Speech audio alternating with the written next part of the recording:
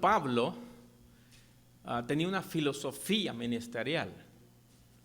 Él generalmente iba a los lugares donde no se había puesto fundamento, o sea, donde todavía no había llegado el evangelio. Esa era su filosofía, llegar y presentar el evangelio. Una vez él evangelizaba y personas se convertían, su segunda parte era discipularlos.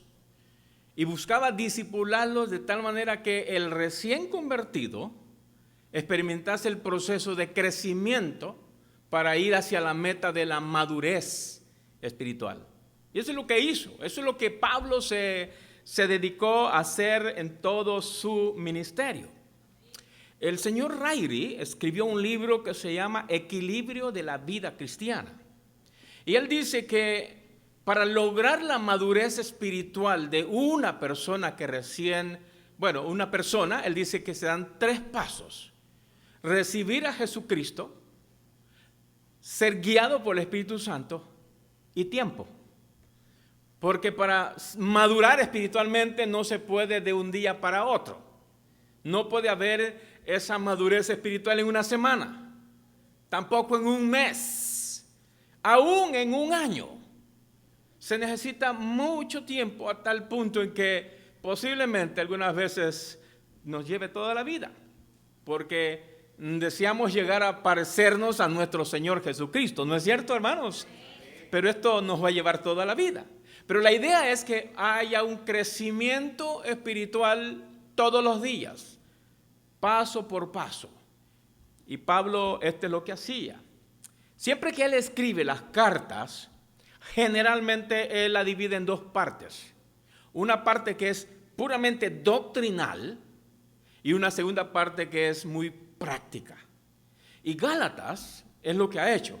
Nos ha presentado en los primeros 4 capítulos, nos presenta la doctrina, la justificación del cristiano. Sin embargo, cuando llega al capítulo 5 y capítulo 6, él nos mete a cómo debe vivir el que ya ha sido justificado. Y el capítulo 5 nos habló sobre la libertad en que se mueve el cristiano.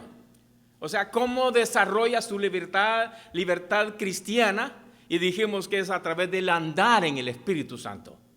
Luego, en la segunda parte del capítulo 5, él nos habla acerca de lo que es la lucha espiritual, si se recuerda el domingo, la lucha espiritual que experimenta el cristiano toditito los días. Allá en ese retiro de señoras, no hombre, allá hubo lucha espiritual. La carne se movía por ratito. No, yo gano.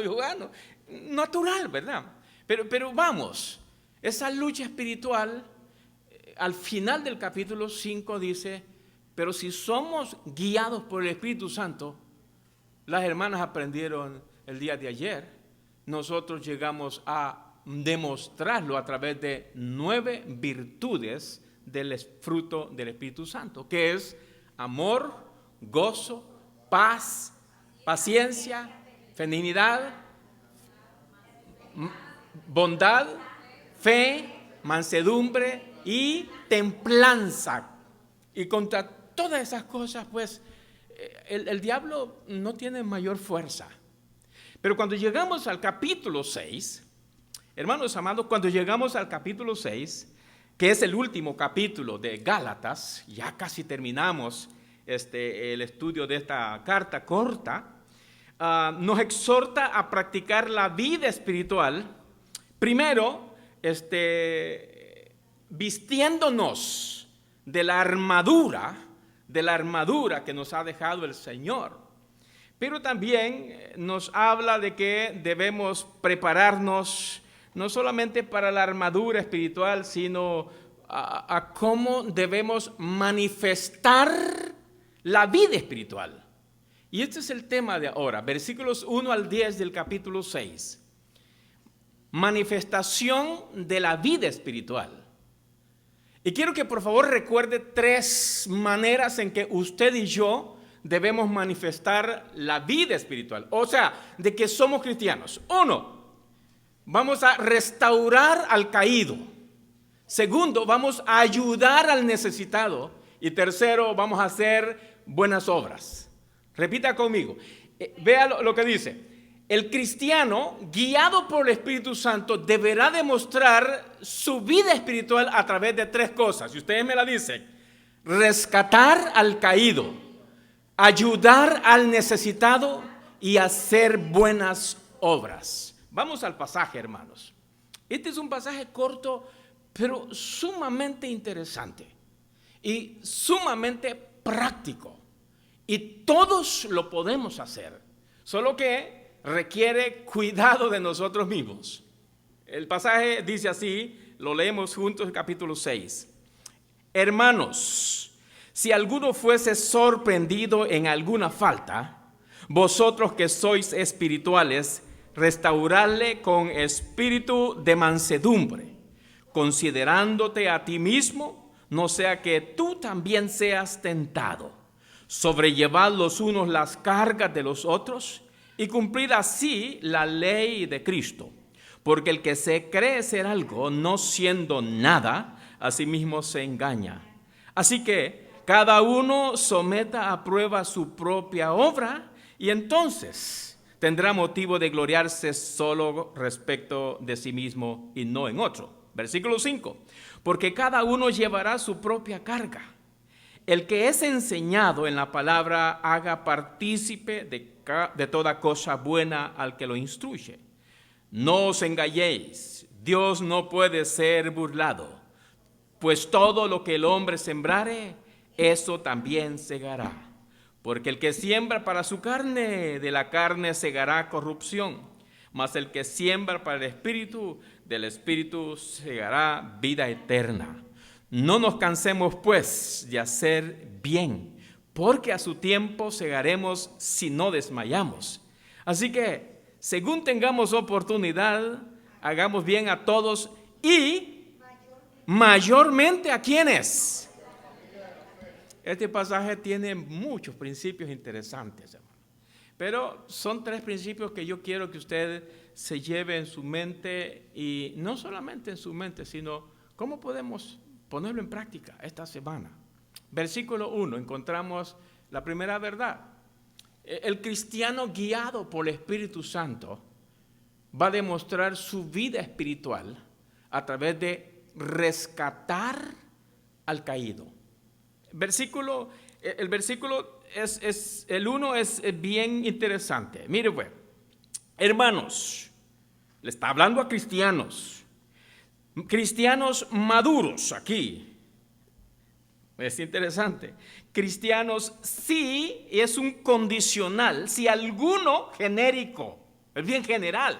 Si alguno fuere sorprendido en alguna falta, y aquí la palabra que se utiliza, falta, es parapatoma, que significa una falta inesperada, que no la andaba buscando, pero que de pronto cayó.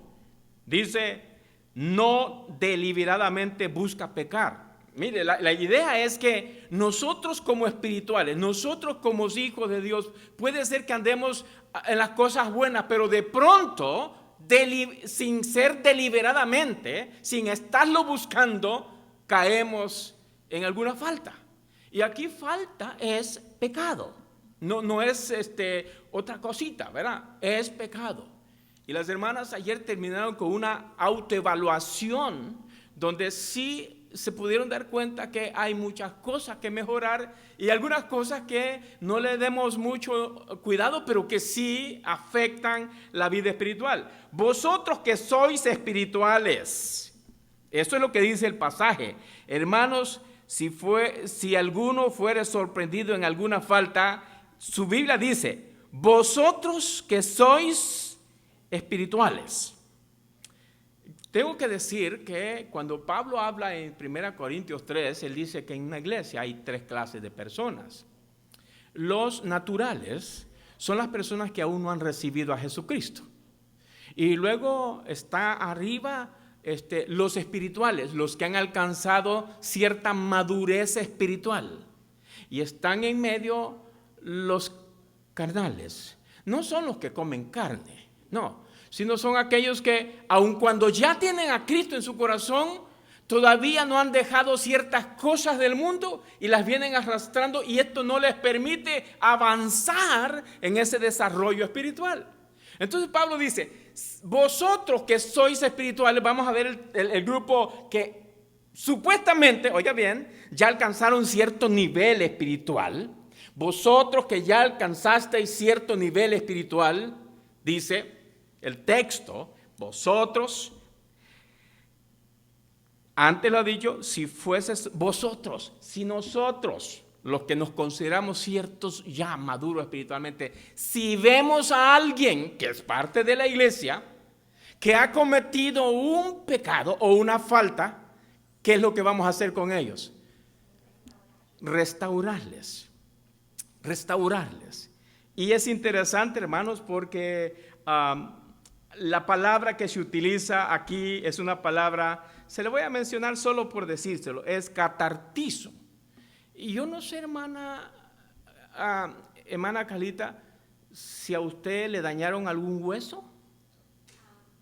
No, pero fíjese que en mi pueblo la manera empírica era que cuando uno se dislocaba un hueso, lo que hacían era ponerle tablitas así a los lados y se las dejaban allí. La idea era que ese hueso que se había salido de su lugar llegase a su puesto.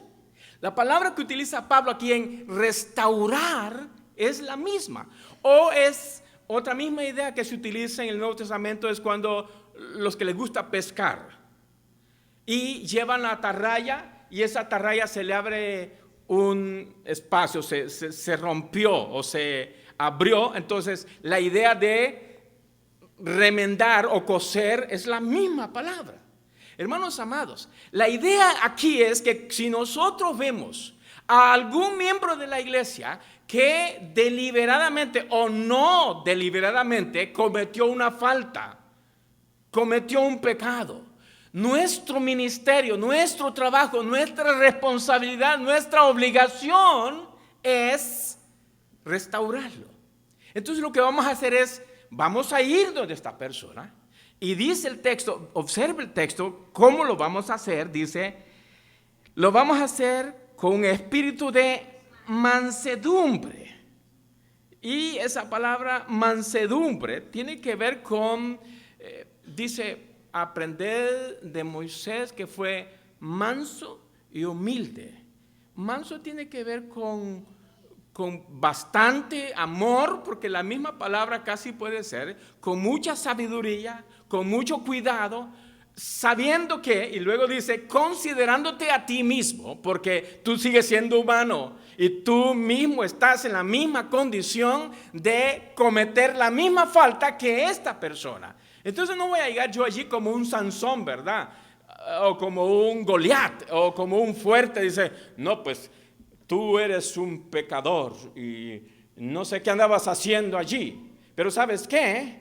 Dios te va a castigar. No puedo, porque yo mismo estoy expuesto a cometer el mismo pecado porque sigo siendo humano. Levanten la mano los que no cometen pecado, hermanos. Oh, parece que todos, ¿verdad? Todos, sí, yo también, todos. Entonces dice, cuando yo voy a tratar de señalar el pecado de alguien, yo voy a tener mucho cuidado de no señalar así, porque 3 dedos vienen para mí. Yo voy a dar con mucho cuidado, y más adelante dice con mucha humildad, restaurar. Y la idea es poner en orden. Restaurar es poner en orden lo que está dislocado, lo que está fuera de orden. Así que, mis queridos hermanos, la palabra dice con espíritu de mansedumbre, y es la forma de hacerlo, no sea que tú mismo también seas tentado. Esta es la tarea de todo cristiano. Debería ser de todos nosotros, hermanos. Ahora, se da el caso que a veces nosotros, por temor o por no meternos en problema, cuando vemos que alguien está en pecado, ese es problema de él. Al fin de cuentas, tendrá que dar cuenta delante de Dios. Pero eso no es correcto, porque el que ve esto y lo calla se convierte en cómplice. Pero hermano, eso es difícil, ¿verdad? Si yo encuentro a un hermano, vea que en El Salvador, yo me encontré a un hermano, estábamos en un restaurante y el restaurante tenía asiento así pegado, uno para allá y el otro para acá. Y nosotros con mi esposa estábamos viendo hacia allá y estos dos por allá. Y entonces, no sé qué me dio, y yo le hice así. Curioso, ¿verdad? Por eso soy salvadoreño. Así, y voy viendo que este hermano tenía unas copas así, pero llenitas de licor. Entonces yo me hice el loco en ese momentito, porque este era anciano en la iglesia. Ya, era anciano en la iglesia. Pero obviamente yo no quise imprudentemente confrontarlo en ese restaurante, entonces me hice el calladito. No es que lo estaba cubriendo. El siguiente día era el domingo. Y antes de comenzar el servicio le dice, venga para acá, hermanito. Ah, pastor, ¿qué pasó? Pues ayer yo lo vi en un restaurante. Oh, sí, el que está allí por esa fábrica Doc. Los que no conocen allá saben dónde es, ¿verdad? Dice, ah, sí, pero yo lo vi que usted tenía una copa bien grande y llena. Oh, sí, hermano, si nosotros lo hacemos todos los días que vamos a los restaurantes. ¿En serio? ¿Usted cree que eso está dando buen ejemplo a los hermanos de la iglesia? Sí, pero como nosotros así lo hacemos a escondidas. Y le dije, usted es un anciano. Si lo vuelve a hacer, usted deja de ser anciano. ¿Qué le parece si yo me hago el del ojo?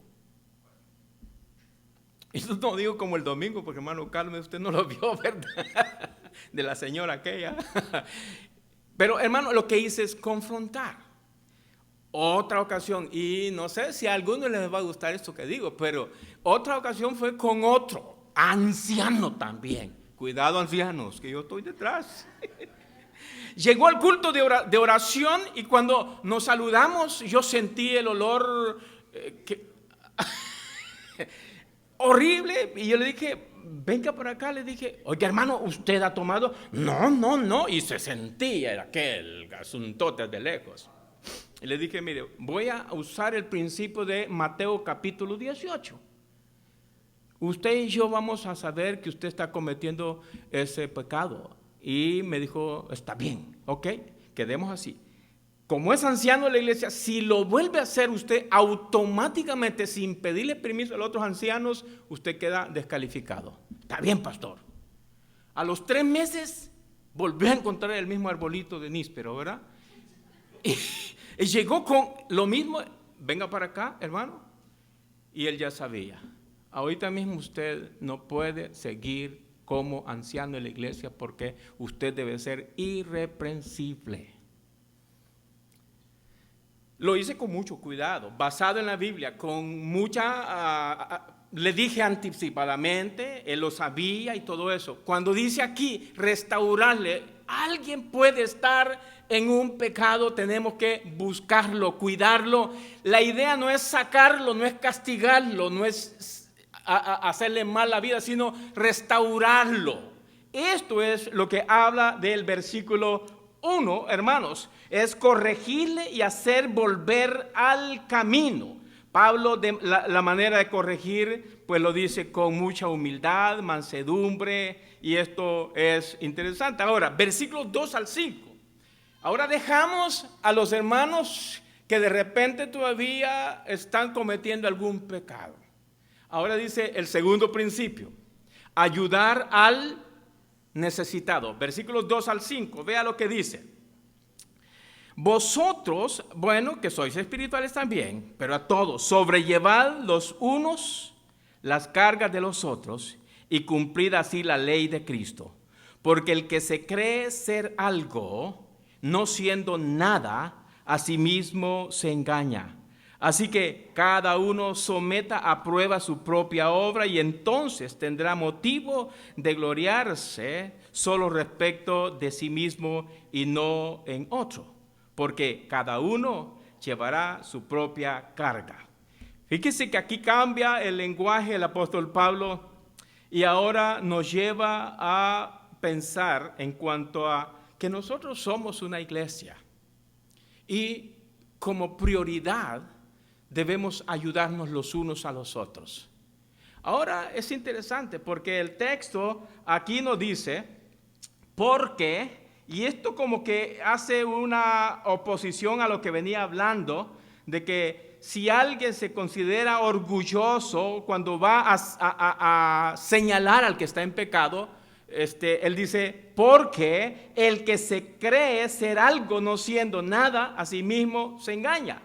Quien cree que no necesita ayuda de los demás está libre de pecar. Y en este caso Jesús dijo, si alguno está libre de pecado, que tire una piedra. Entonces dice, cuidado, todos somos pecadores.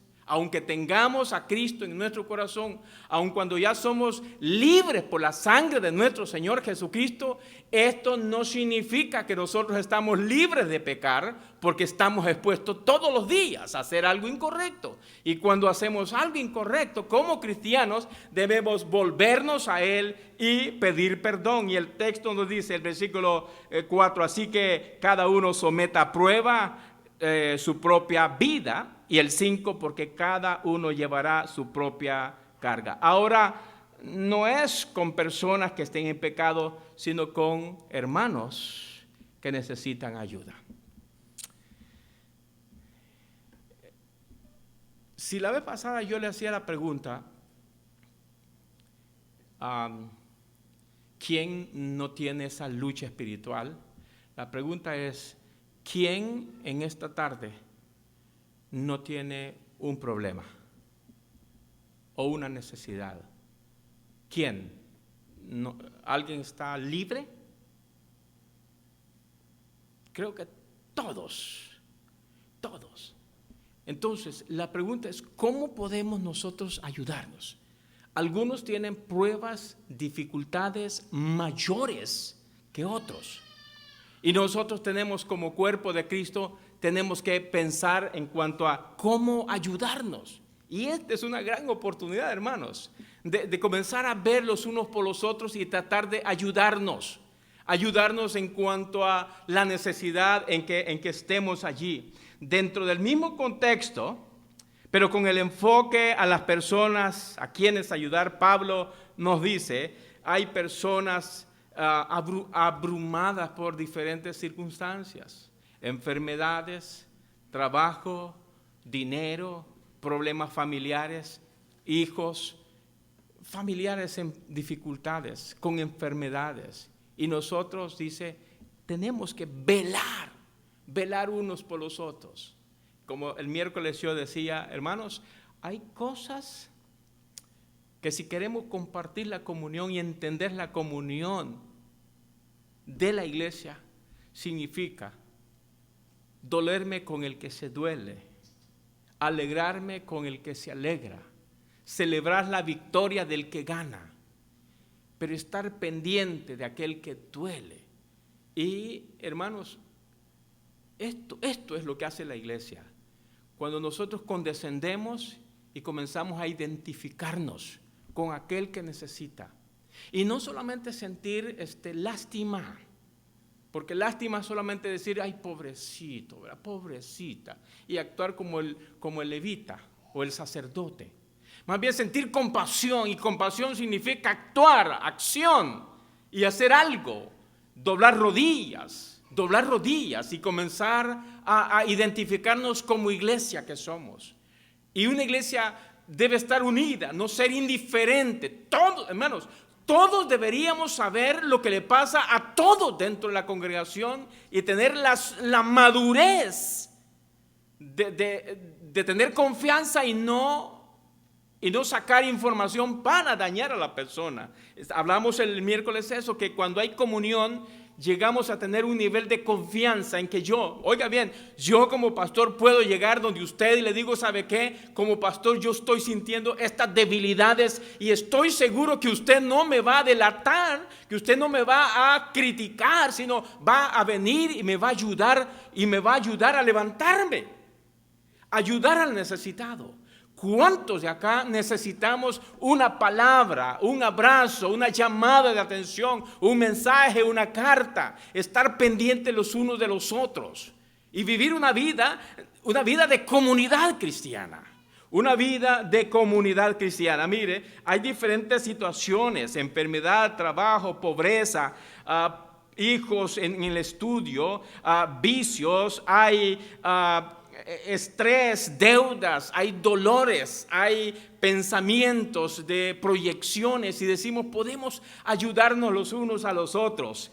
Matthew Henry escribió esto: acá entra en juego la matemática de Dios. Y bien interesante lo que él dice: cuando se reparte la carga entre dos, o sea, yo tengo una carga y viene alguien y me dice, pastor, yo le quiero ayudar, mi carga se reparte entre dos y ya se siente menos pesada. Pero Matthew Henry va más allá y dice él, se reparte entre dos, pesa menos, pero cuando obedecemos a Dios el peso desaparece porque Dios se hace responsable de toda la carga. ¿Qué le parece? Quiere decir que cuando yo estoy padeciendo, cuando yo estoy sufriendo, cuando yo estoy llorando, cuando yo estoy experimentando una carga pesada y tengo la capacidad y la confianza de acercarme a alguien, le digo, ¿sabes qué? Yo necesito que tú me ayudes, que ores por mí, que me escuches. Yo quiero hablar, la carga la repartimos. Y me dice, el que me escuchó agarró una parte y la lleva también. Y el que habló lleva la otra parte. Pero si obedecemos y confiamos en nuestro Dios, Dios se toma toda la carga y a nosotros no nos deja ninguna carga. Pero ¿cómo es eso, hermanos? Llegar a entender que somos uno, que nos amamos los unos a los otros, que no puedo vivir mi carga solita porque somos seres gregarios. Nos necesitamos los unos a los otros. No podemos vivir aislados. Tenemos que vivir unidos y entendernos, pero tener ese nivel de confianza, decir, ¿sabes qué? Yo hoy necesito que me escuches. Una vez, dos padres, se le enfermó el niño pequeñito, a tal punto que el bebecito se murió. Y yo como pastor fui. No podía hacer nada, simplemente me paré así cerquita. Y estuve con ellos todo el día. Y al final del día me dicen ellos, pastor, gracias por toda su ayuda. Y le dije, pero ¿yo qué hice? Estar con nosotros. Y muchas veces no necesitamos hablar. No necesitamos dar 25 textos bíblicos. Porque algunas veces nosotros creemos que con darle una receta bíblica de 50 versículos va a calmar la pena. Muchas veces el hecho de estar al lado de la otra persona, con solo estar cerca y a veces con solo escuchar, estamos repartiendo la carga.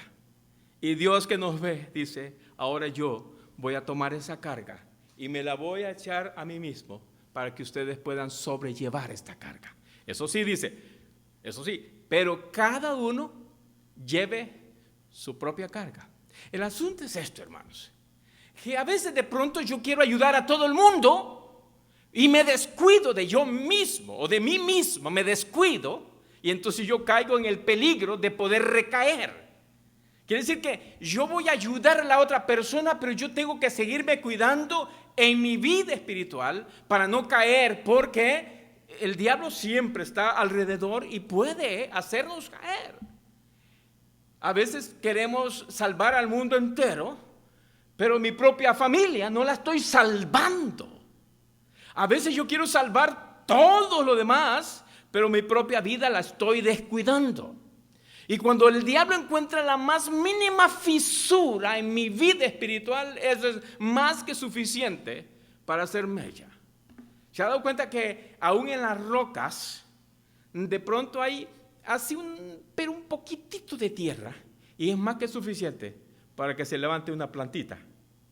De igual manera, hermanos amados, el diablo es astuto y debemos mantenernos. Ninguno puede jactarse de que no necesita de nadie y que está libre de pecar. Porque aquel que dice que yo no necesito de nadie y que yo no voy a caer, esto se llama orgullo. Esto se llama autosuficiencia. Esto se llama jactarse. Esto se llama pecado. Cuando yo digo, disculpen, pero no necesito de nadie, yo solito me las puedo. Esto se llama orgullo. Y hermanos, Pablo está haciendo ese llamado, advierte a tener cuidado, pues al mismo tiempo que ayudamos al necesitado, debemos cuidarnos nosotros mismos. Así que si va a ayudar a alguien, cuide de su propia carga, de su propio peso, para no ser candil de la calle y oscuridad en la casa. Mi esposa me dice, bueno, ayer le dijeron a las hermanas, ¿alguna vez usted ha criticado a su pastor?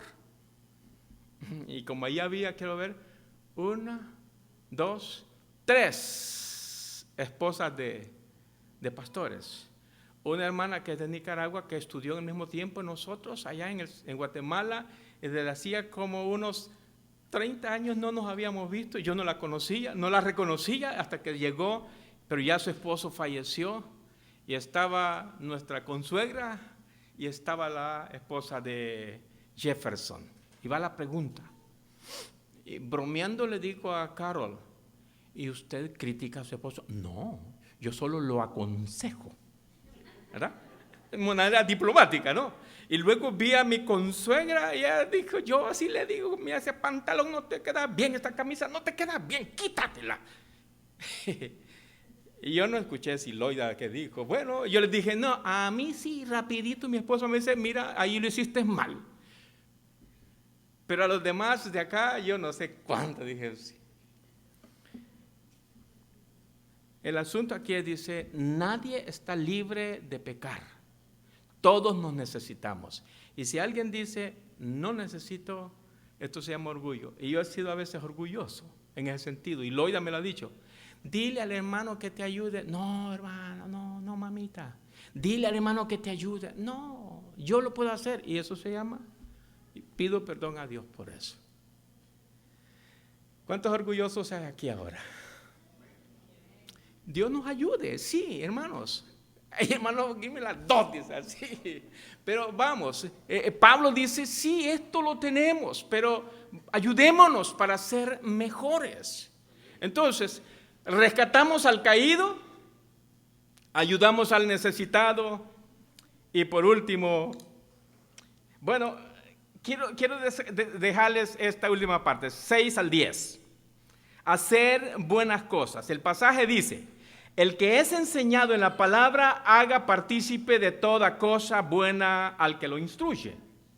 No os engañéis, Dios no puede ser burlado, pues todo lo que el hombre sembrare, eso también segará. Porque el que siembra para su carne, de la carne segará corrupción, mas el que siembra para el espíritu, del espíritu segará vida eterna. Esta parte, en el versículo 6, yo he sido más llevado por una posición, porque hay dos posiciones en este versículo. El versículo 6, el señor Matthew Henry dice, es un error decir que quien es instruido debe participar con bienes materiales con el que lo instruye, pero acá se refiere a tener compañerismo con el maestro, tomando en cuenta la palabra de donde viene koinonía, y que koinonía, el miércoles hablamos que uno de los significados es compañerismo. Entonces, en este caso, el señor Matthew Henry dice, algunos creen que una buena cosa es que ustedes participen con sus bienes con el que los instruye. Esa es una posición. En Totonicapán, Guatemala, la cultura era bien interesante, es 95% indígena. Y pastoreamos un año entre ellos y yo veía que todos los domingos traían canastos llenos de manzanas, de duraznos, de toda esa fruta, y traían pedazos de pan y los ponían en una mesa. Una mesa acá, la ponían y estaba lleno. Yo no entendía, yo no hacía nada. Y un día alguien me dijo: pastor, esto es suyo. ¿En serio? Eso es mío. Y eso, es que la Biblia dice que las primicias son para el sacerdote, ¿a quién es el pastor? Entonces, el primer canasto de duraznos, los mejores, se lo traían al pastor. El primer canasto de mangos de los buenos, al pastor. La primera quesadilla que salía del horno era para el pastor. Dije, wow, qué bueno esto, ¿verdad?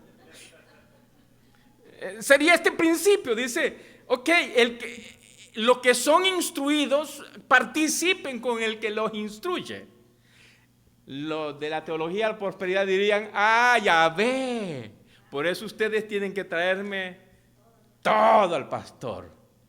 En Guatemala, una iglesia, nos reunimos con unos hermanos de una iglesia llamado El Calvario. Y así de manera real me dice: mire, pastor, ¿y a usted cuánto le llega de diezmos al mes? ¿Qué es eso?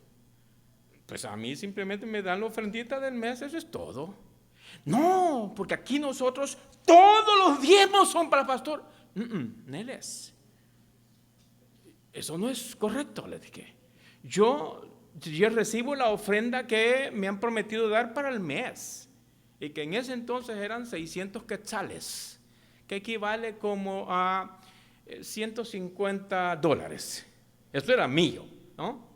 El resto, había una junta administrativa que se encargaba de administrar todo para el mantenimiento de la iglesia. Pero ve el concepto.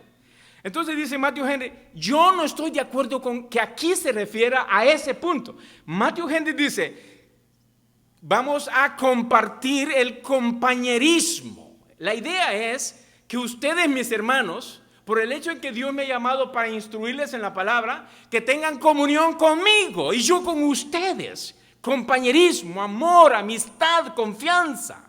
Esta es la mayor, es la mayor recompensa, el mejor reward que yo puedo recibir de parte de la congregación. Que podamos mantener una relación filial de amor, y que podamos identificarnos. Participemos de eso. Ahora, esta es la primera posición. Pero este señor, Donald Campbell, en el comentario Conocimiento Bíblico en Gálatas, interpreta este texto diciendo que el que enseña debe ser remunerado. Debe ser remunerado por lo que está enseñando. Entonces, esta es la otra posición. ¿Con cuál nos quedamos, hermanos?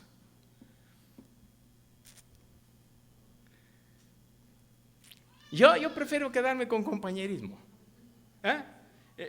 Yo prefiero, con solo que la iglesia llegue al punto de mantener una relación de confianza, de amistad, de comunión, de compañerismo con su pastor, yo soy feliz con eso. Porque al fin de cuentas, yo no estoy buscando otra cosa. Y dice Campbell: no, pero el pastor tiene que ser remunerado en esto. El texto es lo que está enseñando. Cuando llegamos a los versículos siguientes, versículos 7 al 8, es de sembrar cosas espirituales. Miren lo que dice el versículo 7. No os engañéis, Dios no puede ser burlado. Todo lo que el hombre sembrare, eso también cosechará.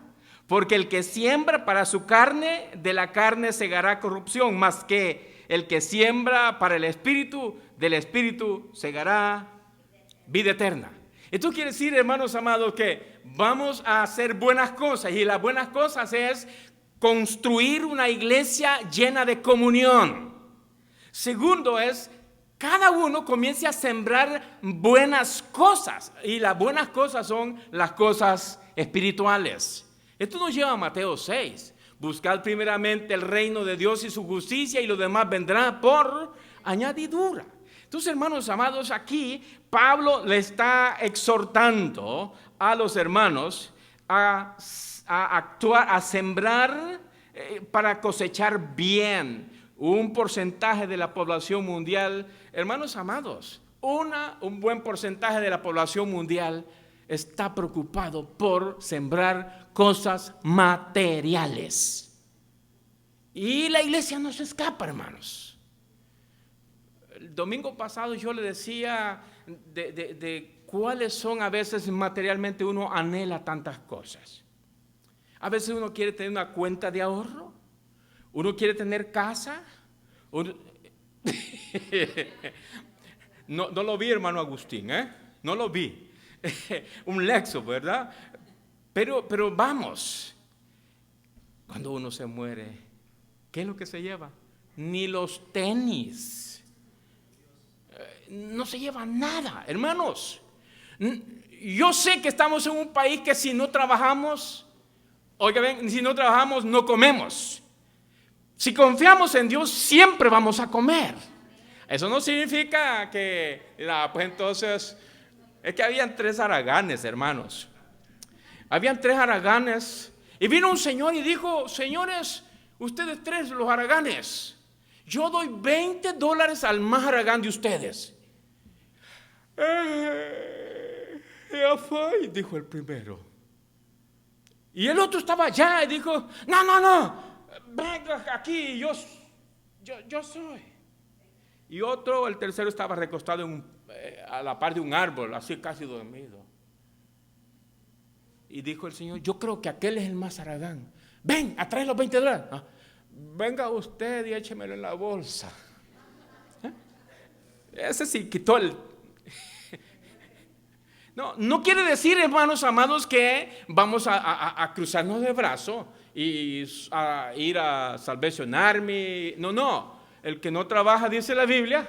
No, el principio de prioridad, hermanos. Invirtamos para el reino de los cielos en orden de prioridad. Hagamos cosas buenas, hagamos cosas que sean contabilizadas en el reino de los cielos, donde usted y yo tenemos una cuenta y cada cosa buena que hacemos es un depósito que estamos haciendo en el cielo. Y cuando usted y yo hacemos una cosa mala, es un retiro que estamos haciendo y de pronto nos podemos quedar hasta en 0 allá arriba, pero queremos hacer más. Vamos a sembrar cosas buenas, y el que siembra escasamente va a cosechar. Pero el que siembra generosamente, dedica su vida, su tiempo para hacer cosas buenas, y no necesariamente quiere decir que usted va a pasar todo el día doblado de rodillas orando al Señor, porque mientras usted maneja usted puede orar, mientras usted trabaja usted puede orar, mientras usted va al mercado usted puede estar orando y puede hacer muchas cosas. Invirtamos el tiempo para que Dios sea dado a conocer, invirtamos el tiempo para que la iglesia sea edificada, invirtamos el tiempo para que el evangelio de Jesucristo sea proclamado a diestra y a siniestra, al frente y atrás, por todos lados. Y entonces vamos a decir, como el apóstol Pablo dice: he terminado la carrera, por lo demás me espera la corona de vida eterna. Y no solo a mí, sino a todos los que aman su venida, la venida de Jesucristo. Terminamos versículos 9 y 10. Hacer el bien a todos, especialmente a los de la familia de la fe. ¿Se ha preguntado por qué no recibo recompensa por todo el bien que hago? ¿Se ha preguntado que usted no es recompensado a pesar de que hace muchas cosas buenas? Y hay 2 razones. Todo lo que hacemos, Pablo responde y dice: todo lo que hacemos tiene resultado. Si fue bueno, cosechará lo bueno, pero si fue malo, también recibirá lo que merece. Dios siempre responde, solo que lo hace a su tiempo, no es mi tiempo, no, a su manera, no es mi manera. Dios siempre responde. Hagamos cosas buenas, especialmente a los de la familia de la fe, y esto nos lleva a pensar en orden de prioridad. y lo aprendimos con los hombres en el retiro. Hermanos amados, la iglesia está llamada a ayudar a la misma iglesia en primera instancia. Eso no significa que no va a ayudar al necesitado afuera, pero su prioridad es esa. Es lo mismo en la casa, hermanos. Yo no puedo dejar que mis hijos aguanten hambre por ayudarle al vecino. Yo soy responsable de que mis hijos tengan la comida, que mi esposa tenga la comida, pero también puedo participar de aquel que necesita. Igual es, hermanos, como iglesia bautista debemos velar por nosotros, cuidarnos, ayudarnos, restaurarnos y compartir con los de la misma iglesia. Y eso no significa que no podemos ayudar al vecino, ayudar al amigo, al compañero de trabajo. Si hay que ir a ayudar a alguien que se le quedó el carro por allá, vamos, hagámoslo, aunque no lo conozca. Y esta es una buena manera de poder darnos a conocer como cristianos. Hagamos el bien a todos. Primero a la familia biológica, segundo a la familia de fe y tercero a los que lo necesitan. Ese es el orden de prioridad. Primero a mi familia biológica, segundo a la familia espiritual y en tercer lugar a todos los que lo necesitan, aunque yo no los conozcan. Esos son nuestros prójimos. Hagamos el bien. Y esta es una manifestación de que somos hijos de Dios. Santiago dice, todo el que conoce el bien que debería hacer y no lo hace, ¿qué dice la Biblia? Es pecado. Todo aquel que sabe qué es hacer el bien y no lo hace, eso le es pecado. Entonces, hagamos bien a la familia biológica, a la familia espiritual y a los de afuera. Si no lo hacemos, estamos en pecado. Imagínense que ve a alguien en la calle y que no puede caminar, o alguien que va a levantar algo pesado y no puede subirlo, y usted lo ve y dice, y sigue de largo, eso es pecado. Entonces hemos dicho en esta tarde, mis queridos hermanos, que la manifestación de un cristiano en vida espiritual es aquel que restaura al caído, ayuda al necesitado y hace buenas obras. Mire la tarea que le va a quedar. Vamos a ver si sale allí. ¿Sale? Ahí está. Lo leemos juntos. Si usted ve a alguien en el error, condúzcalo a Cristo. Si se encuentra a alguien que necesita consejo, dele ayuda. Si tiene una oportunidad de hacer el bien a alguien, no la desaproveche, hágalo. Hermano, esta semana tenemos algo que hacer de manera bien práctica. Si de repente ve a alguien que es creyente, que está cometiendo algo incorrecto, que se llama pecado, vaya con mucho amor y humildad y restáuralo. No lo deje que se nos pierda. Dice Santiago al final, si ayudas a alguien, ascuas amontonarás. O sea, si vamos a salvar a alguien. Y el Señor se encarga de recompensar. Si ve a un hermano de la iglesia que necesita ayuda, por favor, hermano, ayúdelo. Y no ayude para recibir recompensa, ayúdelo porque es su responsabilidad. Y se ve a alguien que no es de la iglesia, aproveche la oportunidad para decirle, Dios nos dice, amarás al Señor y a tu prójimo como a ti mismo. Oramos al Señor. Bendito Dios,